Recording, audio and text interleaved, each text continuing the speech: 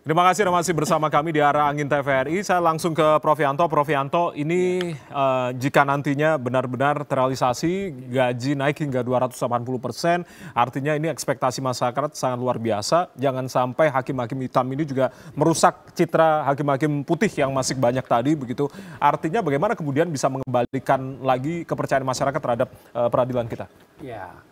Ya, jaga integritas. Ya kan ada 10 pedoman perilaku hakim itu di kode etik. Ya, itu ya harus dipedomani. Sepanjang itu dipedomani ya tentunya integritasnya akan kembali ya. Akan kembali karena berkali-kali pimpinan memang tidak ada celah sedikit pun untuk aparatur peradilan yang korupsi. Yang tercela itu digarisbawahi betul oleh pimpinan kita. Ya itu berkali-kali oleh Pak.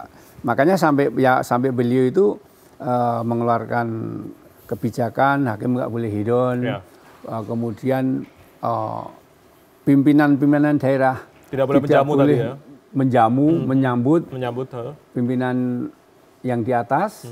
Kalau itu terbukti ketahuan akan didemosi, artinya dicopot. Tadi beliau betul-betul serius dan beliau berkali-kali mengatakan tidak pernah akan iba ya terhadap orang yang melakukan perbuatan berhadapan dengan hukum, ya, yang notabene akan mencoreng lembaga seperti itu. Nah kalau kemudian dikatakan reward tadi apa ada. Sekarang boleh dicek Ketua Jakarta Pusat dan Wakil itu dari segi pangkat dan senioritas jauh, ya karena dia ternyata pantauan dari Bawas itu ternyata dia clear, nggak ada catatan bisa diangkat di situ. Walaupun kalau kita lihat yang bersangkutan itu dari segi usia, dari segi pangkat dan dari senioritas dia masih ini, tapi karena dianggap clear dan mampu maka bisa dikasih reward menjadi Ketua Jakarta Pusat. Oh, luar biasa itu, ya. Tidak hanya pusat, ada selatan, ada ya di mana-mana seperti itu. Nah, itu yang kemudian bisa tidak dipublikasikan para hakim-hakim baik ini begitu Pak? Karena kan jangan sampai citra para hakim-hakim putih ini tertutupi oleh pemberitaan-pemberitaan hakim-hakim hitam yang kemudian para oknum ini melakukan kegiatan-kegiatan yang tercela ini. Ya kalau lembaga nggak mungkin publikasi kan nanti promosi. Tapi dengan dilihat dari misalnya ini hakim kok masih junior, pangkatnya ini segini kok bisa masuk di sini. Nah tentunya mesti dapat reward.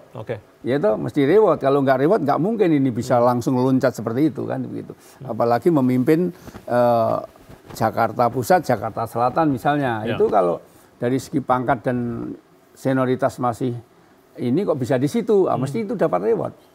Cuman kalau harus diumumkan loh ini ya yang baik ini yang kan hitam ya enggak mungkin pimpinan nggak sampai situ. Oke, baik. Saya langsung ke Mas Wana sebelum nanti saya akan minta tanggapan dari Pak Yas.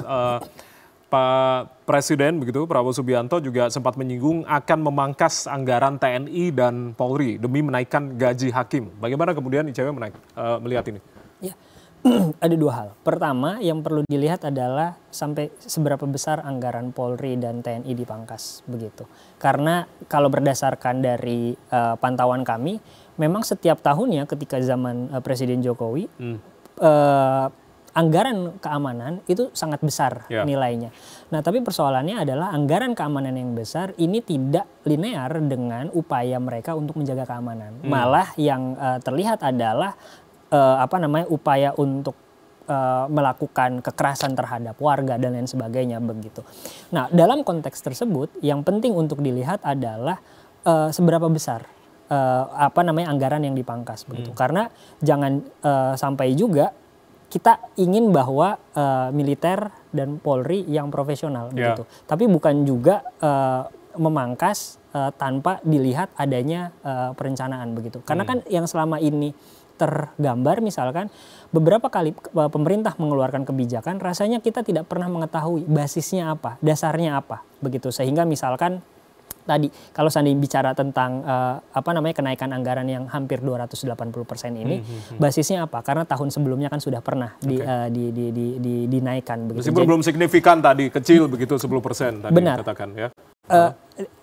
Oleh sebab itu yang penting adalah memberikan informasi mengenai basis dasar mengapa hal tersebut itu dilakukan. Transparansi itu yang perlu transparansi dan akuntabilitas ini juga penting untuk disampaikan karena dengan cara tersebut adalah masyarakat sebagai pihak yang juga berkontribusi begitu untuk memberikan pajaknya itu juga dapat melakukan check and balances begitu. Jadi jangan sampai juga kemudian masyarakat itu dipinggirkan dari seluruh kebijakan-kebijakan yang diambil oleh pemerintah begitu. Oke, saya langsung ke Pak Yas. Pak Yas, bagaimana kemudian bisa memperkuat integritas para hakim agar tidak lagi ada kasus suap?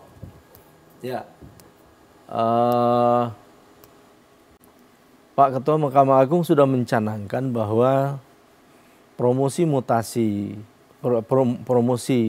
hakim itu tidak lagi berdasarkan kepada senioritas, apalagi rasa gitu kan. Karena rasa ada keluarga, rasa berteman, tidak boleh lagi seperti itu. Ya. Tetapi siapa yang paling berintegritas dan siapa yang punya kapabilitas, itulah nanti yang akan diberi reward oleh pimpinan Mahkamah Agung untuk menjabat sebuah jabatan, baik itu pengadilan tingkat pertama, tingkat banding, atau misalnya jabatan-jabatan di Mahkamah Agung, eselon 1, eselon 2, eselon 3 dan seterusnya. Jadi tidak lagi siapa yang lebih dulu, siapa yang lebih senior, lebih tua, tetapi siapa yang integritasnya lebih tinggi dan dia punya kapabilitas untuk memimpin, punya kapabilitas dalam membuat putusan misalnya, kemudian punya kapabilitas dalam memanage kantor atau memanage persidangan. Nah, itulah nanti yang akan lebih diutamakan. Nah, saya kira ini penting untuk supaya kita berlomba-lomba, ya.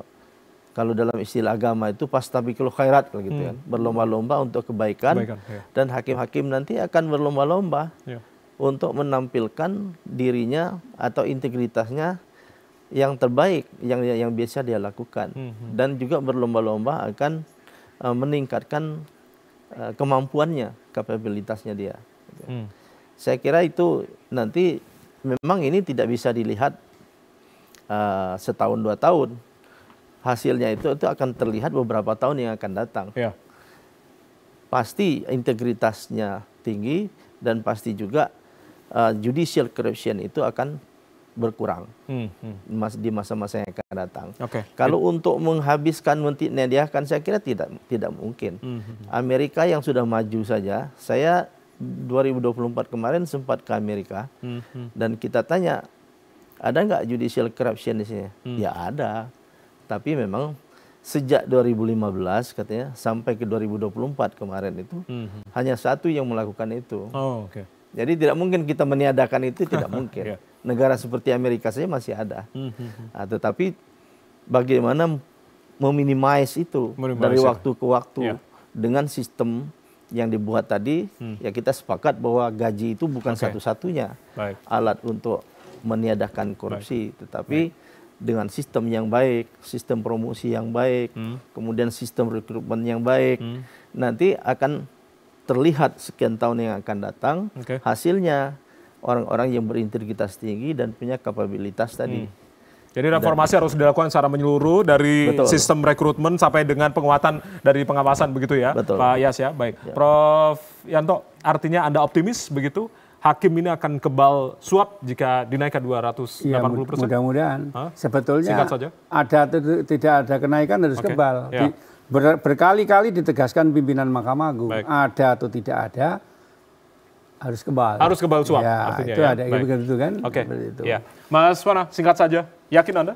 Iya, kita lihat karena ini yang juga menjadi batu uji begitu ketika adanya kenaikan dan ada narasi bahwa akan dapat mencegah korupsi. Ini yang kita perlu uji 2 tahun 3 tahun ke depan. Apakah benar bahwa kenaikan tersebut akan meminimalisir resiko korupsi? Oke, kita harus lihat secara bersama begitu. Jangan sampai gaji hakim naik, jangan-jangan harga tarif atau sogokannya juga naik. Ini jangan sampai begitu ya Pak. Ini kan juga harapan masyarakat juga sangat besar ketika gaji sudah naik, sistem pengawasan juga diperbaiki dan banyak hal kemudian yang tadi sudah dilakukan, reformasi harus dilakukan menyeluruh, termasuk juga sistem rekrutmen hingga penguatan pengawasan itu. Nah, termasuk juga tadi dikatakan juga standar akhlak juga naik. ada rasa malu yang sangat luar biasa begitu, budaya rasa malu yang sangat luar biasa, dan juga evaluasi dari gaya hidup para hakim ini. Terima kasih Pak Yas, terima kasih Prof. Yanto, terima kasih Mas Mana sudah hadir bersama kami. Kita akan tunggu bersama arah angin dari aturan untuk kenaikan gaji hakim sebesar hingga 280% ini, dan sampai tentunya kita tunggu aturan turunannya sampai mana nantinya. Semoga harapan-harapan yang kemudian kita diskusikan bersama-sama bisa kemudian bisa memperbaiki citra dari peradilan kita. Saya Ardianto Wijaya mengucapkan terima kasih atas kebersamaan Anda. Selamat malam dan sampai jumpa. Terima kasih.